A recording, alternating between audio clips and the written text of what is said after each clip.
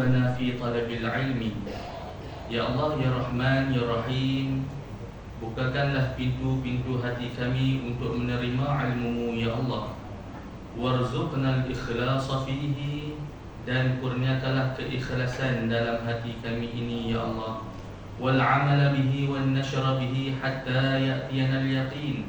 Ya Allah, berikanlah kepada kami kemampuan untuk sama-sama kami beramal, seterusnya mampu untuk menyebarkan kebaikan-kebaikan ilmu ini sehingga mana nyawa kami diambil satu hari nanti. Amin, amin, amin ya rabbal alamin. Alhamdulillah, syukur pada Allah Subhanahu wa taala.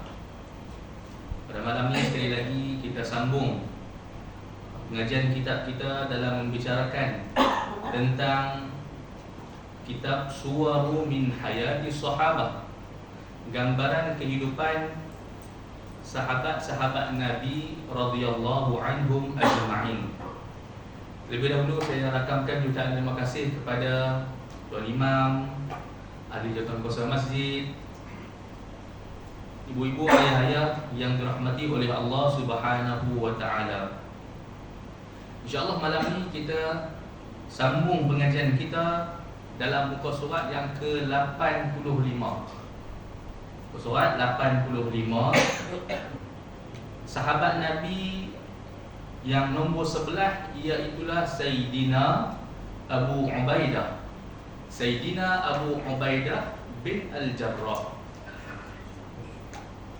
Hari ini ataupun malam ni kebanyakan kita kenal dengan nama dia.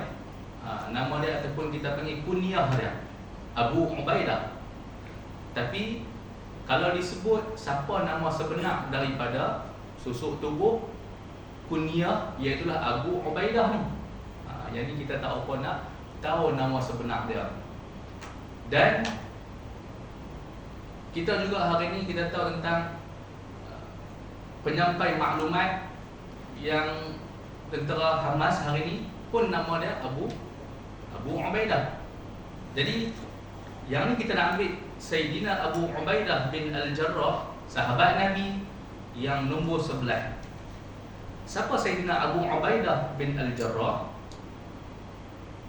Sahabat Nabi ni nama dia Amir bin Abdullah bin Al-Jarrah. Amir bin Abdullah bin Al-Jarrah Al-Fihri Al-Qurashi. Maknanya dia ni adalah salah seorang daripada orang-orang yang lahirnya di Mekah Al-Mukarramah. Itu yang pertama. Kemudian yang keduanya, Sayyidina Abu Ubaidah ataupun nama sebenarnya Amir bin Abdullah, ayah dia ataupun tok wan dia Al-Fihri bertembung salah silah dengan Nabi Muhammad sallallahu alaihi wasallam. Bertembung dengan tok wan atas pada Nabi sallallahu alaihi wasallam. Dan ada satu yang disebutkan oleh Nabi sallallahu alaihi wasallam tentang sifat ataupun keistimewaan anugerah yang Nabi sallallahu alaihi wasallam sebut kepada Sayyidina Abu Ubaidah. Apa yang Nabi sebut? Likulli ummatin aminun wa aminu hadhihi al-ummah Abu Ubaidah. Nabi sebut bagi setiap umat adanya pemegang-pemegang amanah. Bagi setiap umat adanya pemegang-pemegang amanah. Wa aminu hadhil ummah Abu Ubaidah. Dan pemegang amanah pada umat ini adalah Sayyidina Abu Ubaidah. Gelaran amin, ibu ayah yang dirahmati oleh Allah Subhanahu wa taala, gelaran amin adalah satu gelaran yang sebelum mana Nabi SAW menjadi seorang Nabi, masyarakat Mekah dah menggelarkan kepada Nabi kita adalah Al-Amin, orang yang penuh amanah dan juga dipercayai. Yang ni yang Nabi SAW sebut pula, gelarkan kepada Sayyidina Abu Ubaidah pun sama macam mana sifat dan juga watak Nabi SAW, iaitulah Al-Amin. al-amin fi hadhihi al-ummah Abu Ubaidah. Selain pada itu juga ibu ayah yang dirahmati oleh Allah, nama dia kita dah kenal. Dan Sayyidina Abu Ubaidah antara al-asharah al-mubashshiruna bil jannah. 10 orang sahabat-sahabat Nabi ni yang dijanjikan syurga. Waktu mana duduk dekat dunia lagi, tak ada mati lagi, Nabi SAW dah sebut dah ada 10 orang yang dijanjikan syurga. Nanti kita tengok kisah-kisah apa hal yang perjuangan susah dan senang dia bersama dengan Nabi SAW sampai mana dia dah disebut salah seorang daripada 10 orang yang dijanjikan syurga. Special tak? Special. Dapat daripada Nabi anugerah. Bukan kita kata hari ni anugerah tokoh macam mana yang kita buat hari ni, tapi anugerah yang lagi hebat, salah seorang yang layak untuk mendapat ataupun dah disebut kabar gembira dengan syurga. Daripada 10 orang tu, hari ni kita ambil maklumat dah sikit. Mungkin semua pakat tahu dah. Mungkin semua pakat tahu dah 10 orang sahabat Nabi yang dijanjikan syurga. Kalau nak buat teka-teki, nak tanya anak-anak, nak tanya cucu, boleh tanya. Siapa 10 orang sahabat Nabi yang dijanjikan syurga? 4 daripadanya adalah Khulafa Ar-Rasyidun. 4 orang khalifah. Sayyidina Abu Bakar, kemudian Sayyidina Umar, Sayyidina Uthman dan juga Sayyidina Ali. Dan yang kita nak ambil juga iaitulah Sayyidina Abu Ubaidah Al-Jarrah. Sayyidina Abu Ubaidah Al-Jarrah. Kemudian Zubair, Sayyidina Zubair bin Awam. Kemudian Sa'ad bin Abi Waqqas, Sa'id bin Zaid. Ingatlah, Sa'ad ada, Sa'id pun ada. Sa'ad dan juga Sa'id. Dan satu lagi Talhah bin Ubaidillah. Talhah bin Ubaidillah. Dan Sayyidina Abdul Rahman bin Auf. Sayyidina Abdul Rahman bin Auf. Dan daripada 10 orang ni, walaupun nama mereka dah disebutkan oleh Nabi SAW, Abu Bakar fil jannah, wa Umar fil jannah, wa Uthman fil jannah, wa Ali fil jannah, semua ni, tapi watak mereka terus membela dan juga memperjuangkan kalimah syahadat, kalimah la ilaha illallah sampai mana mereka mati. Kita kalau kata hari ni ke dapat yang satu gelaran ni, dia rasa bangga. Kadang-kadang hak yang kebanggaan tu adalah kali jadi penyakit ain jatuh balik. Ni kalau boleh ni kita ambil macam mana hak yang watak para sahabat, walaupun dah diletakkan ataupun diberi khabar gembira awal, tapi mereka sampai ke mati tetap kita kata setia perjuangan bersama dengan Nabi. Dua ayat yang dirahmati oleh Allah Subhanahu Wa Taala, kita pi kepada sifat dan juga tubuh badan Sayyidina Abu Ubaidah. Paling mudah yang kita nak faham, Sayyidina Abu Ubaidah adalah orang yang handsome. Orang dia handsome, orang dia putih, yang disebutkan wadi al-wajhi. Muka dia ni berseri. Orang tengok tak cemul. Tu tak ada nak sembang lagi, kiranya baru tengok saja dah rasa macam sejuk hati. Hari ni kita tengok sahabat-sahabat kita yang duduk di Palestin, yang mereka boleh rakam video. Kita tengok orang Palestin daripada ramai-ramai pun, segak mereka ni. Tu hak cara laki dia, hak kemas dia. Tapi dengan kita kata dengan mereka duduk tengah perang tu pun, muka tengok muka pun kita rasa macam handsome-nya, segaknya mereka ni. Ini sahabat-sahabat Nabi yang disebutkan wadi al-wajhi, wajah dia berseri, kacak dan juga tinggi lampai. Macam kita ni nak lawan dengan orang Arab ni, kita tinggi teramana sangat. Bakar kita ni bakar lebih kurang orang Yaman je.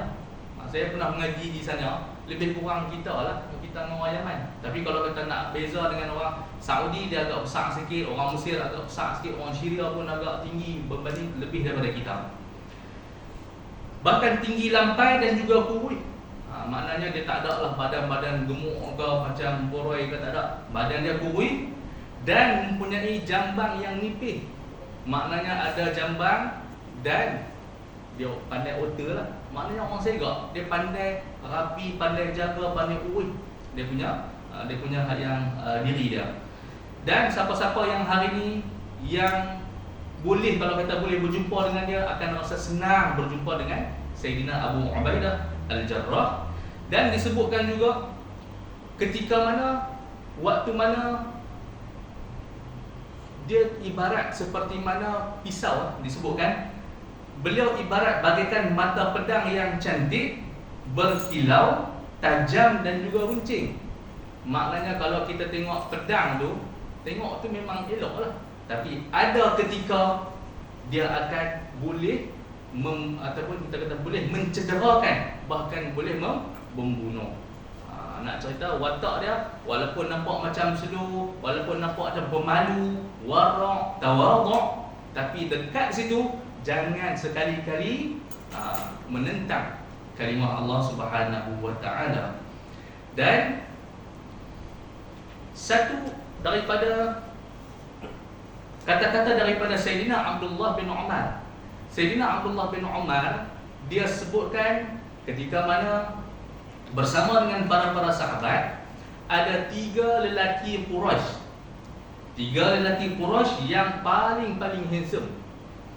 3 lelaki Quraisy yang paling handsome dan juga yang paling baik akhlaknya, yang disebutkan asbahun nasi wujuhan. Muka dah handsome. Dah muka handsome tu, adakah memberikan sahabat-sahabat ni riya ataupun takabur? Tak. Wa ahsanuha akhlaqan. Akhlak dia akhlak yang baik, akhlak yang sopan, dan juga wa athbatuhal haya, dan malunya depa ni, malunya mereka ni sampai mana menenggelamkan sifat-sifat takabur dan juga sifat-sifat riya. Sebab apa? Dipenuhi dengan perasaan malu. Semua ni anugerah Allah. Hari ni kalau kata kita kulit tu putih sikit banding daripada orang lain pun kita rasa macam seronok tak kira dah. Dia rasa keluar tu bangga tak kira dah. Dapat pula menantu-menantu putih, segak, kita rasa kembang tak kira dah. Jadi hari ni sebenarnya inilah yang diajak oleh para sahabat, yang semua tu adalah kurniaan Allah Subhanahu wa taala. Bila-bila masa Allah Taala boleh tarik segala pinjaman ni. Kemudian juga kalaulah disebutkan in haddathuka lam yakdzibuka. Kalau kata depa ni, jikalau kamu berkata-kata dengan mereka, mereka tidak akan mendustakan. Itu yang nak kata boleh watak ataupun al-amin ni, sifat amin ni. Kalau kata kamu bercakap dengan mereka, mereka tidak akan mendustai kamu. Wa in haddathahum lam yukadzibuka. Dan mereka juga tidak akan mendustakan kalau kata dalam apa-apa yang pendapat dan juga sebagainya. Dalam duduk tengah menyembang tu, mereka takkan tipu. Baik, siapa dia 3 orang ni? Yang pertamanya adalah Sayyidina Abu Bakar As-Siddiq. Yang kedua adalah Sayyidina Uthman bin Affan, menantu Nabi SAW, yang nikah dengan anak Nabi 2 orang dan digelarkan sebagai Dzun-Nurain, mempunyai 2 cahaya. Yang ketiga Sayyidina Abu Ubaidah Al-Jarrah. Jadi 3 orang ni kiranya watak mereka ni ataupun orang-orang Quraisy yang segak. Ni kiranya yang Nabi yang nombor 1 lah. Barulah yang sahabat-sahabat Nabi yang 3 ni. Dan apa yang kita nak ambil lagi, Sayyidina Abu Ubaidah merupakan antara sahabat Nabi yang terawal masuk Islam. Yang terawal masuk Islam. Dan dia masuk Islam selepas sari Sayyidina Abu Bakar As-Siddiq memeluk agama Islam. Maknanya hari ini Sayyidina Abu Bakar waktu mana mendapat hidayah, Nabi ajak dia, Nabi dakwah Sayyidina Abu Bakar, sahabat karib Nabi, Sayyidina Abu Bakar memeluk agama Islam. Selang sari Nabi Sayyidina Abu Bakar As-Siddiq dakwah pula kepada ada 4 orang sahabat-sahabat yang hebat, sahabat-sahabat yang besar yang terawal masuk Islam. Dia ajak Abu Ubaidah Al-Jarrah, dia ajak Sayyidina Uthman bin Maz'un, dia tarik juga Sayyidina Abdul Rahman bin Auf, dan seorang lagi Sayyidina Al-Arqam bin Abi Al-Arqam. Maknanya 4 orang tu. Hari yang kedua, selepas mana hari Sayyidina Abu Bakar masuk Islam hari ni, contohlah hari ni hari Jumaat, dapat Islam, terus pergi pujuk dan juga seru kepada sahabat-sahabat dia. Ada 4 orang ni. Daripada 4 orang ni, ada yang bernama Sayyidina Uthman, Uthman bin Maz'un. Sayyidina Uthman bin Maz'un ni jarang kita tahu kisah dia. Dia adalah salah seorang saudara susu Nabi SAW, dan dia juga satu orang yang paling awal meninggal di kota Madinah Al-Munawwarah. Sahabat Muhajirin yang pergi ke Madinah, dan dia orang yang pertama wafatnya di kota Madinah Al-Munawwarah. Baik, jadi 5 orang inilah termasuk sekali dengan Sayyidina Abu Bakar sebagai tok guru, yang menyuruh sahabat-sahabat dia mai berjumpa dengan Nabi dan mengucap syahadah di hadapan Nabi SAW. Dan 5 orang ni merupakan tiang seri ataupun tiang pengukuh Islam pada ketika tu.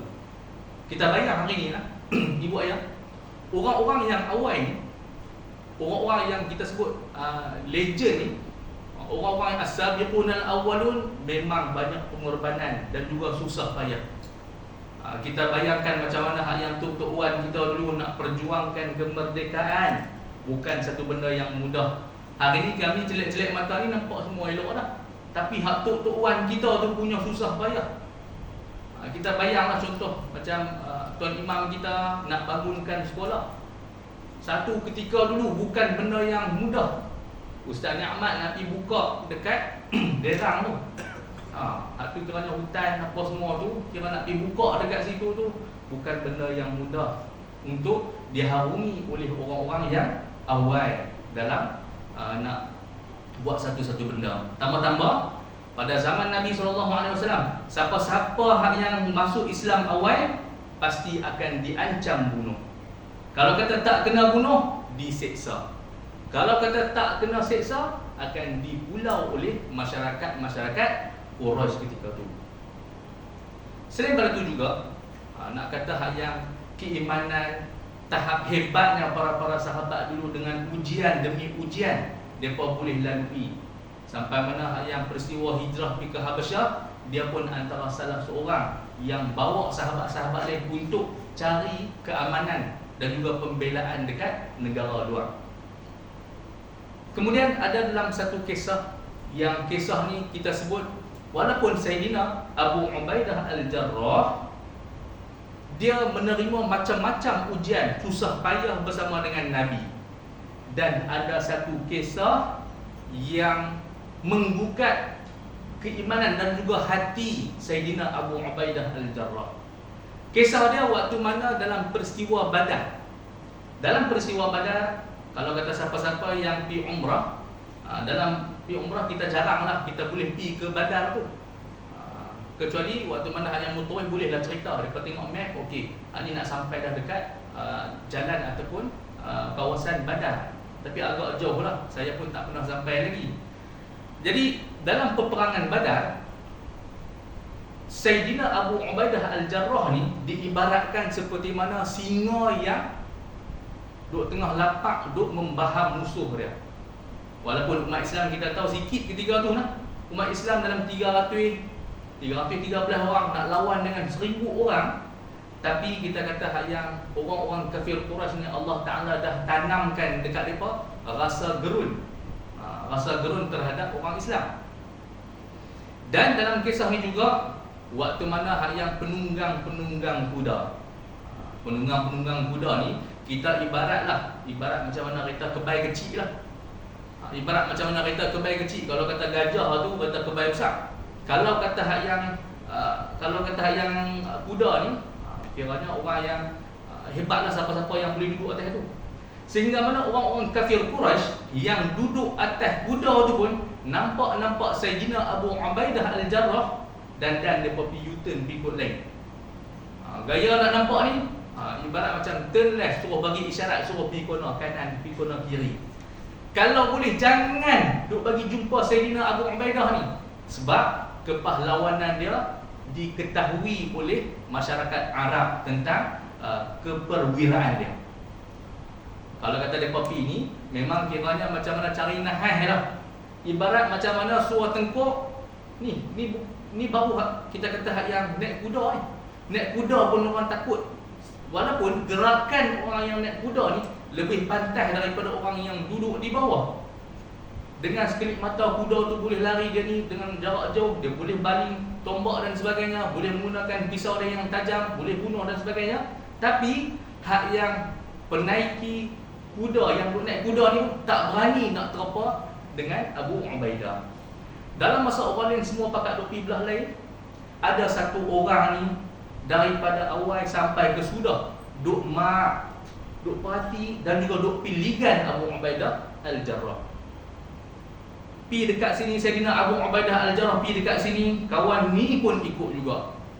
Kemudian pi belah kawasan lain, kemudian hak yang kawan ni pun duk ikut juga. Orang kafir Quraisy ni. Sampai satu tempat Sayyidina Abu Ubaidah Al-Jarrah tak boleh nak pergi mana dah. Berjumpa berdepan-depan di antara dia dan juga musuh ketika tu. Tak ada pilihan lain. Tak ada pilihan lain kecuali kena lawan juga dengan orang tu. Dan ketika mana mata bertentang mata dan juga pedang bertentang dengan pedang, waktu tu pertarungan bermula. Ketika mana dalam pertarungan bermula di antara dua orang ni, Sayyidina Abu Ubaidah Al-Jarrah dia yang terlebih laju dan juga lagi pantas berbanding musuh tadi. Kalau kata dia lambat, musuh tu akan letaklah. Jadi ketika tu nak kata yang hebatnya Sayyidina Abu Ubaidah Al-Jarrah, dia menetak musuh yang duduk di depan dia. Dan disebutkan juga tetakan kepalanya terbelah dua. Lelaki itu tersungkur menyembah bumi di hadapan Abu Ubaidah Al-Jarrah. Dan disebutkan juga dekat sini, dia kata wahai pembaca semua, usah diduga siapa pemuda yang tersembang di hadapan Abu Ubaidah. Dia adalah ayah kepada Abu Ubaidah Al-Jarrah yang bernama Abdullah, ayah dia sendiri. Cuba kita bayang hari ni, anak ni seboleh-bolehnya tak mau nak bertempur dengan ayah. Seboleh-bolehnya tak mau. Tapi dengan takaburnya, kita kata hak yang sifat ataupun kita kata hak yang syirik ataupun kita nak sebut macam mana, bengisnya si ayah ni sanggup untuk membunuh anak dia. Jadi hak ni antara benda yang menggugat hati Sayyidina Abu Ubaidah Al-Jarrah. Bukan setakat tu ibu ayah. Dalam perang Badar ni memang memuji bukan sekadar kepada Sayyidina Abu Ubaidah, bahkan kepada sahabat-sahabat yang lain juga. Sebab ibarat macam mana perang saudara lah. Ibarat macam mana perang bersama dengan adik-beradik mereka yang mai daripada Mekah berlawan dekat Badar ni. Hak yang Sayyidina Mus'ab bin Umair dia pergi bunuh Sayyidina Mus'ab bin Umair lawan abang dia yang bernama Ubaid bin Umair. Abang dia mati. Sayyidina Umar bunuh pakcik dia yang bernama As bin Hisham. Jadi hak ni sampai mana orang-orang kafir Quraisy balik dalam keadaan kalah. Depa duk viral pula dah. Depa duk viral, depa bagi tahu hak ni ke ajaran Muhammad, duk pi suruh hak yang sahabat-sahabat dia bunuh ayah depa, bunuh pakcik depa, bunuh abang depa. Benda-benda ni dah viral. Tapi sahabat-sahabat Nabi ni sehingga mana tak turunnya ayat selagi itulah depa duk rasa gundah gulana dalam hati. Kemudian Allah Subhanahu wa taala menenangkan para sahabat dengan turunnya satu ayat di dalam surah Al-Mujadalah ataupun Al-Mujadilah ayat yang ke-22. Apa yang Allah Subhanahu wa taala berfirman? a'udzu billahi minasyaitonir rajim, la tajidu qauman, engkau tidak akan dapati satu kaum yang mereka ini yu'minuna billahi wal yaumil akhir, mereka ini beriman pada Allah dan juga beriman pada hari akhirat. Dalam masa yang sama, mereka duk beriman pada Allah dan juga beriman pada hari akhirat. Yuwadduna man haddallaha wa rasulahu, dalam masa yang sama mereka duk berkasih sayang pula dah bersama dengan musuh-musuh Allah. Walau kanu aba'ahum au abna'ahum, walaupun mereka ini adalah ayah-ayah mereka ataupun anak-anak mereka, au ikhwanahum, ataupun saudara-saudara mereka, au ashiratahum, ataupun di kalangan adik-beradik mereka. Ulaika kataba fi qulubihimul iman wa ayyadahum bi ruhin min, mereka itu Allah Ta'ala telah menulis dekat hati-hati mereka keimanan yang sempurna. Maknanya hari ini mereka sanggup juga buat, mereka sanggup juga berperang. Wa ayyadahum, dan Allah Ta'ala telah menguatkan pertolongan daripadanya. Dan Allah Ta'ala bagi khabar gembira lagi kepada sahabat-sahabat ni, wa yudkhiluhum jannat, Allah Ta'ala akan masukkan mereka ke dalam syurga, tajri min tahtihal anhar, yang akan mengalir di bawah dia sungai-sungai, khalidina fiha, mereka akan kekal di dalamnya. Radhiyallahu anhum wa radu'an, Allah Ta'ala redha kepada mereka dan juga mereka pun redha kepada Allah Subhanahu wa Ta'ala. Ulaika hizbullah, mereka ini adalah penyokong Allah. Ala inna hizballahi humul muflihun, ketahuilah sesungguhnya penyokong-penyokong Allah Subhanahu wa Ta'ala akan diberi kejayaan. Waktu mana turunnya ayat ni, ayah-ayah, ibu-ibu yang dirahmati oleh Allah, ketika tu tenanglah hati para sahabat. Ni dalam perang lah. Ni dalam perang. Dalam perang terpaksa. Sebab apa? Dalam kitab ini disebutkan sebenarnya Abu Ubaidah bukanlah membunuh ayahnya. Yang beliau bunuh ialah syirik yang bertapak lama dalam diri ayah dia. Jadi hari ni kalau kata ada sahabat-sahabat mu'allaf yang masuk Islam, jangan lupa baca yang suruh buat ni pula. Sebab hak ni dalam perang. Kalau kata hak yang keluar daripada perang, hak tu kena santuni asnaf.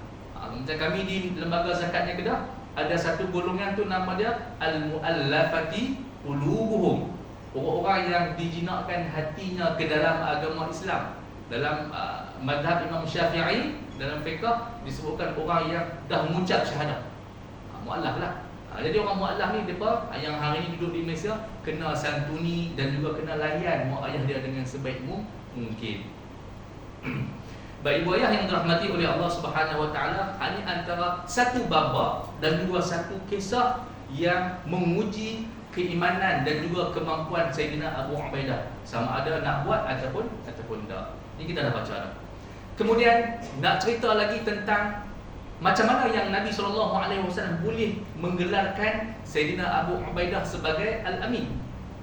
Dalam satu kisah, orang-orang Nasrani, orang-orang Kristian di luar daripada Madinah ni, mereka mai berjumpa dengan Nabi SAW. Ada rombongan yang mai berjumpa dengan Nabi SAW. Orang-orang bukan Islam ni, mereka percaya Islam ni adalah satu agama yang adil, yang boleh menyelesaikan masalah. Jadi mereka tak boleh, orang-orang Kristian ni tak boleh nak selesaikan masalah pada ketika tu. Ada masalah harta, ada masalah yang lain lah. Kiranya ibarat macam mana yang mahkamah mereka lah, tak boleh selesai isu-isu di sana. Kemudian mereka buat utusan rombongan ni mai berjumpa dengan Nabi SAW. Ketika mana mai berjumpa dengan Nabi, mereka beritahu, wahai Muhammad, hantar mailah sahabat kamu. Kami tahu kamu adalah orang Islam ni merupakan golongan yang diredai. Ni sampai mana mereka pun tahu agama Islam ni adalah agama yang diredai. Wahai Abu Qasim, ni gelaran kepada Nabi lah. Wahai Abu Qasim, boleh tak utuskan kepada kami sahabat-sahabat kamu yang dipercayai, yang kami akan puas hati dengan keputusan-keputusan yang dia akan hakimi, buat keputusan pada kami.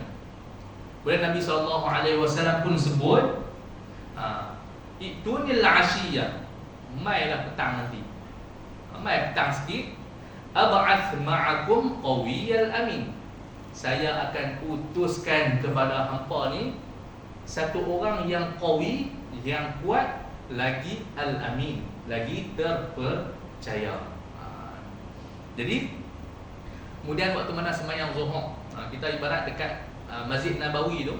Masjid Nabawi waktu mana zaman Nabi taklah besar mana, sahabat-sahabat pun pakat mai nak sembahyang Zuhur. Sayyidina Umar antara sahabat Nabi yang tak mau sebenarnya nak ligan jawatan-jawatan ni, tapi selepas mana dia mendengar jawatan tu yang mai daripada Allah dan juga mai daripada Nabi SAW, hak ni dia nak. Kalau kata jawatan-jawatan lain dia tak mau, tapi kalau kata jawatan tu terbit daripada mulut Nabi yang nak memilih satu orang pemuda, satu orang yang kuat lagi dipercayai, waktu tu sembahyang Zuhur dia mai duduk lah. Sembahyang Zuhur dia mai awal. Memang mai awal dah. Tapi waktu mana sembahyang Zuhur tu, harapan dia lepas-lepas sembahyang Nabi pilih dia. Kemudian habis Nabi sembahyang Zuhur, bagi salam apa semua, selesai, Nabi kali tengok sahabat, Nabi tengok belah sini, Nabi tengok belah sini. Sayyidina Umar ni, dia nak tunjukkan diri dia. Ibarat, wahai Rasulullah, tengoklah saya, hantarlah saya ni. Dan ketika tu Nabi tak buat tak tahu. Nabi buat tak tahu sampai mana Nabi perasan susuk tubuh Sayyidina Abu Ubaidah Al-Jarrah. Dan ketika tu Nabi panggil dia, Nabi bagi tahu, wahai Abu Ubaidah, ukhruj ma'ahum, keluarlah bersama dengan rombongan-rombongan Kristian tadi. Faqdi bainahum bil haqqi fi makhtalafu fi, maka engkau bagilah keputusan, qadi, engkau bagilah keputusan di antara mereka ni dengan penuh kebenaran, jujur, dengan apa yang mereka duk perselisih tak sudah-sudah ni. Jadi waktu itulah Sayyidina Abu Bakar, Sayyidina Umar As-Siddiq, Sayyidina Umar dia sebut, nampaknya Sayyidina Abu Ubaidah telah berjaya memenangi kepribadian ini. Maknanya sifat ataupun jawatan yang disebutkan oleh Nabi ni dia tak layaklah ketika tu. Walaupun dia hebat, tapi Sayyidina Abu Ubaidah Al-Jarrah yang terpilih. Ibu ayah yang dirahmati oleh Allah, selain daripada sifat amanah dia, dan ada lagi peristiwa-peristiwa lain. Antara peristiwa lain, dan Sayyidina Abu Ubaidah juga pernah mengemudi, dan Nabi pernah memilih dia untuk menjadi ketua risikan dan juga ketua yang diberi amanah untuk merampas barangan orang-orang kafir Quraisy. Ketika tu Nabi pilih Abu Ubaidah untuk memimpin misi pada ketika itulah. Dan kalau kita tengoklah sampai mana yang mereka ni sabar sungguh-sungguh, makanan tak ada, yang ada hanya kurma saja pada ketika tu nak melaksanakan misi Nabi ni, nak rampas harta daripada orang-orang kafir Quraisy ni. Jadi yang ada pada ketika tu hanya ada tamar, dan dia bagi kepada sahabat-sahabat dia yang ikut rombongan misi ni, bagi makan tamar. Dan tamar itulah dia pun buat makan macam mana kita duk makan coklat lah, macam duk makan gula-gula tu. Makan, ambil ayam dia sikit, kemudian baru telan ayam. Jadi yang ada hanya tu nak kata, yang tu pun sampai terau tu pun dia boleh melaksanakan dengan sempurna misi dan juga amanah Nabi SAW. Bukan setakat dalam perang dia hebat, bahkan dalam apa jua misi dia boleh selesaikan.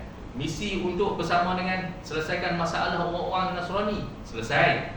Dalam perang Badar, selesai. Kemudian dalam yang nak merampas harta-harta Quraisy, selesai. Maknanya dia hebat dalam serba-serbi lah. Hebat dalam serba-serbi. Ketika mana perang Uhud, ini kisahnya agak panjang ibu ayah. Dalam perang Uhud, selang setahun. Dalam perang Badar, orang-orang kafir Quraisy kalah. Tahun selepas dia, mereka repeat balik. Mereka nak balas dendam balik. Berlakunya perang Uhud pada tahun ketiga Hijrah. Dan pada tahun ketiga Hijrah, orang Islam dalam 700 orang nak lawan dengan 3,000 orang lah. Nak lawan dengan 3,000 orang. Ketika mana dalam perang Uhud, antara benda yang kita kata yang down kan, ataupun bagi sahabat-sahabat Nabi ni mental down lah, kita ibarat macam tu lah. Duduk tengah semangat-semangat ni, tiba-tiba dengan yang atas bukit tu pun dah berceramuk habis, sahabat-sahabat pakat meninggal. Tiba-tiba ada satu orang yang mana yang orang salah seorang daripada juru laung tentera musyrikin Mekah ni, depa berteriakkan, dia laungkan, dia kata apa? Dulluni ala Muhammad, dulluni ala Muhammad, tunjukkan kami mana Muhammad. Waktu tu Islam dah mula berceramuk dah. Ada yang dah pakat-pakat meninggal dan sebagainya. Tunjukkan kami kat mana Muhammad. Dan ketika tu juga ada yang teriakan yang kata Muhammad dah mati, Muhammad dah mati. Sahabat-sahabat Nabi ni dengar kata Nabi Muhammad dah tak ada, pakat-pakat dah lagilah kita kata yang down. Sebab ketua pemimpin umat Islam nombor 1 dengarnya kata dah meninggal dunia. Tapi sebenarnya tak lagi lah. Dan ketika itulah Nabi SAW jatuh dengan yang baju besi Nabi, dengan yang penutup kepala Nabi tu, dengan yang ibarat macam kita helmet lah hari ni. Helmet tu topi tu, tapi topi tu diperbuat daripada besi. Dan ada juga rantai-rantai supaya mana kalau orang tetak tu pun kena rantai tu taklah kena badan Nabi SAW. Kena bolehlah yang benteng baju besi Nabi. Rantai-rantai tu pun semua ada fungsi-fungsi dia.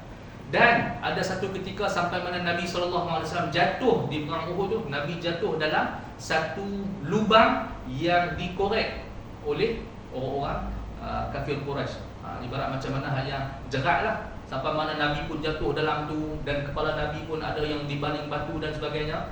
Dan topi Nabi SAW tu ada rantai yang menikam wajah Nabi SAW. Dan saya baca ada banyaklah versi. Ada yang kata gigi gerham Nabi SAW patah, gigi gerham belah kanan. Ada yang kata gigi kacip Nabi. Ada yang kata gigi seri Nabi. Gigi kacip, gigi seri ni kiranya dua batang atas, dua batang bawah tu lah. Tapi wallahualam, dalam ni disebutkan gigi Nabi SAW patah disebabkan dengan tertikamnya besi-besi. Kita ibarat macam mana aksiden hari ni lah. Anak-anak kalau kata budak-budak aksiden, walaupun pakai helmet lah, tengok-tengok helmet tu kadang-kadang boleh menikam muka-muka dia. Kadang-kadang bawa kereta, cermin-cermin kaca tu menikam habis. Itu baru sikit. Ni dalam perang ni. Dalam perang macam-macam lagi boleh berlaku. Sampai mana wajah Nabi tertikam oleh rantai-rantai besi daripada pakaian Nabi SAW. Dan ketika tu Sayyidina Abu Bakar dia nak tarik besi yang menikam dekat wajah Nabi. Dan dalam masa yang sama Sayyidina Abu Ubaidah menghalang. Dia kata, biar wahai Abu Bakar, biar dekat aku, biar dekat saya akan selesaikan. Cara macam mana? Adakah cara dia cabut? Tak. Bukan cara dengan dia cabut, bahkan dia menggunakan gigi dia. Orang segak ni, tapi dia sanggup korbankan gigi dia. Sehingga mana dia rapatkan dia punya, dia letakkan Nabi SAW di hadapan dia, dan dia menggunakan gigi dia dan dia tarik. Tarikan kali yang pertama, dia tarik sungguh-sungguh, dia rentak. Waktu mana rentak yang pertama, lerainya gigi dia yang disebutkan gigi kacip. Gigi kacip ni gigi ni lah depan ni. Gigi kacip yang pertama. Kemudian ada satu lagi tikaman dekat wajah Nabi, dekat pipi Nabi SAW. Ketika mana dia tarik kali yang kedua, waktu mana rentapan kali yang kedua, luruh pula, lerai pula gigi dia yang kedua. Dan disebutkan oleh Sayyidina Abu Bakar As-Siddiq, fakana Abu Ubaidah min ahsanin nasi hataman. Maka sesungguhnya Abu Ubaidah adalah merupakan manusia yang rongak dan paling baik orangnya. Walaupun hari ni gigi dia dah hilang, tapi dia orang yang paling baik, bahkan yang itulah yang dia akan persembahkan di hadapan Allah Subhanahu wa taala tentang pengorbanan dia bersama dengan Nabi sallallahu alaihi wasallam dalam perang Badar. Baik, ini kisah dalam perang Uhud, Yang terakhir ketika mana bai'ah. Ketika mana bai'ah, Nabi sallallahu alaihi wasallam pun dah wafat. Nabi meninggal pada tahun ke-11 daripada hijrah.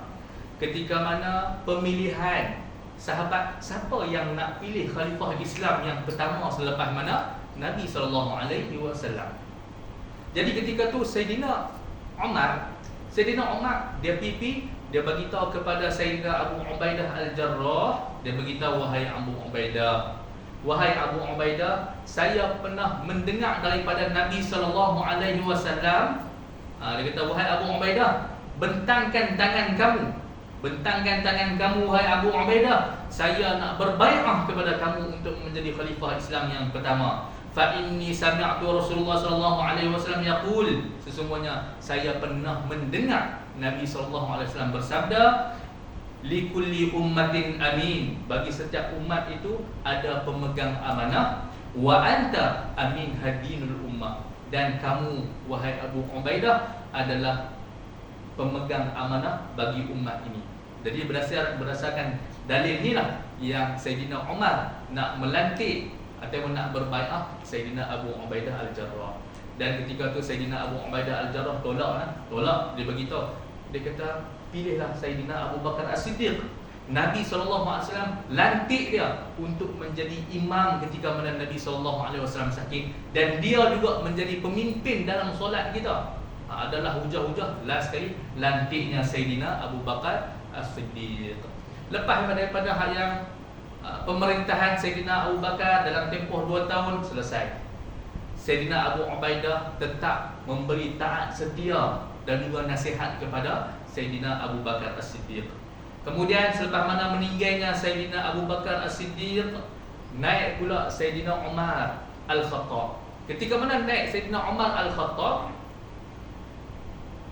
Sayyidina Abu Ubaidah Al-Jarrah ni tak pernah duk bangkang, tak pernah lawan. Semua duk ikut.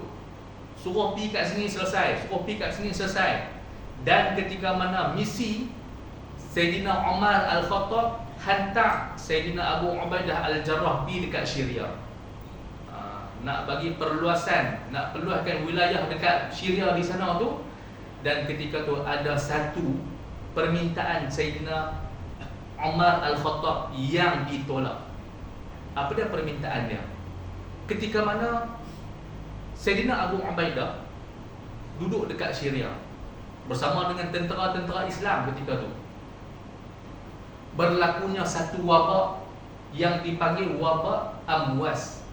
Wabak Amwas ni berlaku pada tahun ke-17 dan juga 18 Hijrah, macam tu lah, 17 hingga ke 18 Hijrah. Selang berapa tahun je daripada Nabi SAW wafat, selepas mana tahun ke-11 Hijrah. Dalam 6 tahun ke 7 tahun Islam dah mula memperluaskan wilayah dia sampai ke Syam, sampai ketika mana di sana berlakunya wabak ta'un. Wabak ta'un, dah pergi ta'un lah. Hari ni kita kata ta'un macam mana? Ibarat macam mana Covid lah, mudah kita faham, ibarat Covid. Ibarat Covid-19 itu hak berlaku kat kita ni, sampai mana 20 hingga ke 25 ribu orang tentera Islam meninggal disebabkan wabak ta'un ni. Kita Kedah pun waktu banyak mana, puluh ribu lah. Lupa dah tengok data-data tu. Dulu dah tengok sehari-sehari berapa orang. Jadi ibarat macam tu lah. Berita tu sampai kepada Khalifah Islam Sayyidina Umar Al-Khattab di Madinah Al-Munawwarah. Jadi ketika mana ramainya tentera-tentera Islam dah mula meninggal, ketika tu juga Sayyidina Umar Al-Khattab menghantar satu surat utusan untuk disampaikan kepada Abu Ubaidah Al-Jarrah yang berada dekat Syria, dekat Syam. Ketika mana sampai surat, Abu Ubaidah pun buka baca. Dalam surat tu dia beritahu kepada dia, wahai Abu Ubaidah, saya ada utuskan kepada kamu surat. Nampaknya saya mempunyai hajat yang kamu kena mai balik. dekat bumi Madinah Al-Munawwarah. Dan urusan ni tak boleh selesai kalau kata kamu tak balik mai ke Madinah Al-Munawwarah. Kalau kata kamu baca, kalau kata surat ni sampai kepada kamu pada waktu malam sebelum subuh, kamu kena berangkat mai ke bumi Madinah. Dan kalau kata surat ni sampai kepada kamu wahai Abu Ubaidah Al-Jarrah pada waktu pagi, pada waktu siang, maka sebelum petang, maknanya sebelum maghrib tu kena bertolak mai ke bumi Madinah segera. Sebab ada urusan nak kena selesai ni. Tak boleh selesai kalau kata tak adanya Sayyidina Abu Ubaidah Al-Jarrah. Kemudian waktu mana Sayyidina Abu Ubaidah Al-Jarrah dia terima surat tu, dia beritahu, qad alimtu hajata amiril mu'minin ilayya. Aku dah tahu dah hajat ataupun permintaan daripada Abu Ubaidah, permintaan daripada Amirul Mukminin. Aku tahu dah. Sesungguhnya beliau ingin saya terus hidup. Amirul Mukminin nakkan untuk saya ni selamat daripada wabak taun. Sedangkan dia kata, siapa yang boleh kekal hidup kecuali Allah Subhanahu Wa Taala. Ni maknanya hari ni dia tak mau nak tinggal. Kemudian dia beritahu, wahai Amirul Mukminin, saya sebenarnya saya sedia maklum permintaan kamu, hajat kamu wahai Amirul Mukminin. Dan sesungguhnya saya ni sebahagian daripada anggota tentera yang diutuskan oleh kamu mai dekat sini. Saya tak boleh tinggal depa. Ni nak kata seorang pemimpin ni tak tinggal walaupun ada permintaan yang lagi besar daripada khalifah Islam, takkan tinggal. Takkan lari lah. Takkan lari. Dan ketika tu, oleh itu, dia kata, oleh itu wahai khalifah, kalaulah surat ni sampai kepada kamu, tolonglah gugurkan permintaan kamu ni terhadap saya. Tolong, ni permintaan ni saya tak boleh nak ikut. Tolong gugurkan permintaan kamu terhadap saya ni. Jadi ketika mana surat pun sampai kepada khalifah Islam, Sayyidina Umar baca-baca, dan ketika tu juga bercucuran air mata Sayyidina Umar. Ni terbit air mata ni. Sahabat-sahabat tanya, wahai Amirul Mukminin, amata Abu Ubaidah ya Amirul Mukminin? Adakah Abu Ubaidah telah meninggal dunia wahai Amirul Mukminin? Apa yang dijawab oleh Sayyidina Umar? Dia sebut, la, tidak. Walakinnal mauta, akan tetapi maut itu, kematian itu, minhu qaribun, hampir dekat dah, dekat nak sampai kepada Abu Ubaidah Al-Jarrah, sahabat yang dijanjikan syurga. Dan akhir sekali, jangkaan Sayyidina Umar ni betul lah tak meleset. Memang duk tak lama mana wafatnya, meninggalnya Sayyidina Abu Ubaidah Al-Jarrah. Dan sebelum mana dia menghembuskan nafas yang terakhir, apa permintaan dia? Dia panggil Sayyidina Mu'adz bin Jabal. Dia panggil Sayyidina Mu'adz bin Jabal, wahai Mu'adz, inna musikum biwasiyatin, sesungguhnya aku nak mewasiatkan kepada kamu semua ni dengan wasiat, in qabiltumuha, kalau kata kamu terima semua ini, kamu semua akan selamat. Kalau hampa terima semua wasiat-wasiat ni, kamu semua akan selamat. Ni nasihat yang terakhir daripada khalifah ataupun pemimpin Islam ketika tu. Dia kata yang pertama sekali, aqimus solah, tunaikan solat. Ni solat yang pertama sekali dia peringat, aqimus solah. Yang kedua, wa atuz zakah, tunaikan zakat. Peringat dekat depa semua ni, tunaikan zakat. Ni ketika mana wabak tahun ni pun dia peringat lagi sembahyang, dia peringat lagi zakat. Wasumu syahr Ramadan, dan puasa pada bulan Ramadan. Wa tasaddaqu, dan bagilah sedekah. Kalau kata tak mampu bayar zakat, bagi sedekah.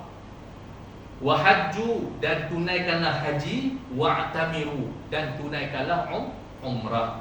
Wa tawasaw, dan bagilah peringatan. Wa tawasaw, bagilah peringatan. Wansuhu li umaraikum, dan nasihatlah kepada pemimpin-pemimpin kamu.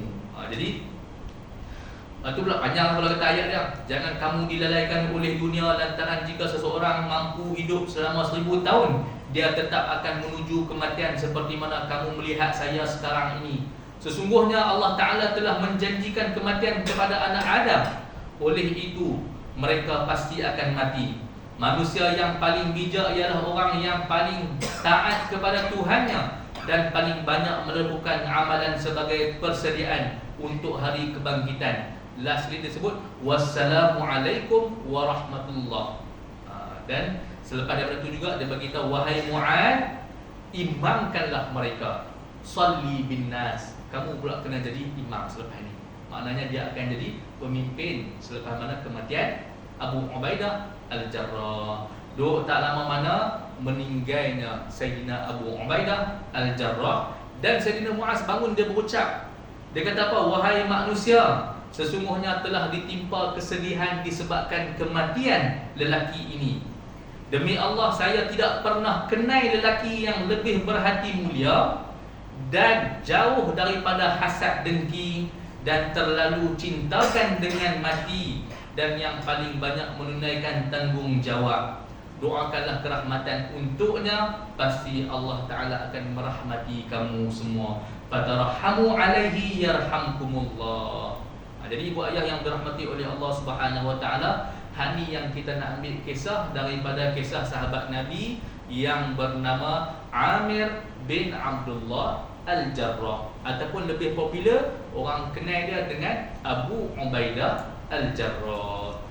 Antara 10 orang sahabat Nabi yang dijanjikan syurga. Jadi pengajaran apa yang kita nak ambil pada malam ni? Yang pertama sekali, walaupun dijanjikan syurga, dia tetap terus istiqamah sampai mana wabak taun menyerangi diri dia, serang diri dia.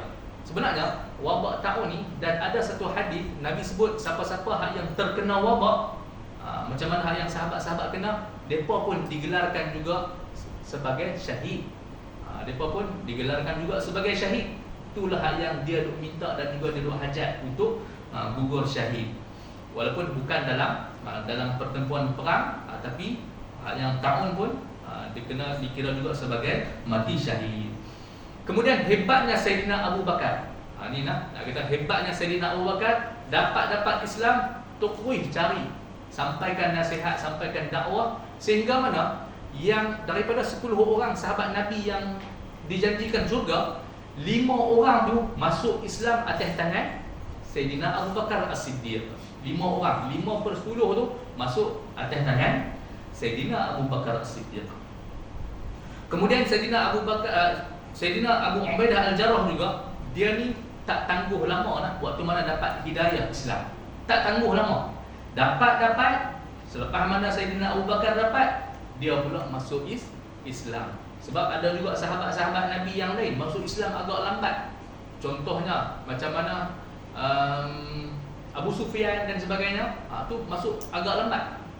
Jadi bermula daripada awal sampai ke sudah, dia bersama dengan Nabi SAW, susah senang tu. Kemudian Nabi SAW bermandi darah untuk mempertahankan dan juga memperjuangkan kalimah Allah Subhanahu Wa Ta'ala. Dan juga Nabi, nak kata hebatnya Nabi, dikelilingi oleh para sahabat Nabi yang membentengi susah dan juga senang bersama dengan Nabi SAW. Dan kasih sayangnya juga kita nak ambil Sayyidina Umar Al-Khattab kepada kawan dia. Nak boleh tu nak selamatkan Sayyidina Abu Ubaidah untuk bawa balik ke bumi Madinah. Tapi pemimpin yang lagi hebat, iaitulah dia tak tinggal rakyat dia dari wabak tahun tu. Maknanya dia bertanggungjawab pada ketika tu. Dan antara wasiat juga yang ditunjukkan, iaitulah tolong jaga rukun-rukun Islam. Bahkan ditambah lagi dengan umrah, ditambah lagi dengan sedekah dan nasihat dan sebagainya lah. Ini antara wasiat-wasiat yang perlu untuk kita sampaikan kepada siapa jua yang kita jumpa lah. Jadi insyaAllah pada bulan depan kita akan ambil pula sahabat Nabi yang nombor 12, iaitulah Sayyidina Abdullah bin Mas'ud, yang Nabi SAW sebut, sesiapa yang ingin membaca Al-Quran sesegar ia diturunkan, bacalah seperti mana bacaan Ibnu Ummi Abd, maknanya Abdullah bin Mas'ud. Jadi insyaAllah yang baik itu daripada Allah Subhanahu Wa Ta'ala, yang kurang tu dan juga kelemahan saya minta maaf banyak daripada diri saya sendiri. Aku qouli hadza wa astaghfirullah li wa lakum. Assalamualaikum warahmatullahi wabarakatuh. A'udzu